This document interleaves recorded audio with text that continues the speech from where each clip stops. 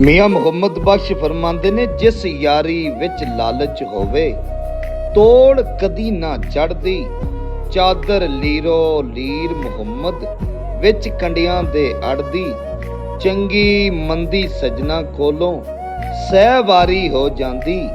ਯਾਰ ਯਾਰਾਂ ਦਾ ਗਿਲਾ ਨਹੀਂ ਕਰਦੇ, ਅਸਲ ਪ੍ਰੀਤ ਜਿਨ੍ਹਾਂ ਦੀ। ਹਰ ਵੇਲੇ ਦਿਲ ਡੁੱਲਿਆ ਰਹਿੰਦਾ, ਮੂੰਹ ਰਹਿੰਦਾ ਕਮਲਾਇਆ। ਹਾਲ ਹਕੀਕਤ ਪੁੱਛਣਾ ਉਸਨੂੰ ਜਿਸ ਨੇ ਯਾਰ ਖੜਾਇਆ। ਫਰਮਾਂਦੇ ਨੇ, ਬਾਗ ਦੇ ਵੇਖਿਆਂ ਦਿਲ ਬਾਗ ਨਹੀਂ ਹੁੰਦਾ, ਭਾਵੇਂ ਹੋਣ ਬਾਗ ਬਹਾਰਾਂ। ਯਾਰ ਦੇ ਵੇਖਿਆਂ ਦਿਲ ਬਾਗ ਹੋ ਜਾਂਦਾ, ਭਾਵੇਂ ਹੋਣ ਲੱਖ ਉਜਾੜਾਂ। ਨਿੱਕੀ ਉਮਰੇ ਇਸ਼ਕ ਕਮਾਇਆ ਤੇ ਬੇਸਮਝੀ ਦੀਆਂ ਮਾਰਾਂ। ਗੁਲਾਮ ਫਰੀਦਾ ਬੂਹੇ ਯਾਰ ਦੇ ਮਰੀਏ, ਭਾਵੇਂ ਘਾਟੇ ਪੈਣ ਹਜ਼ਾਰਾਂ।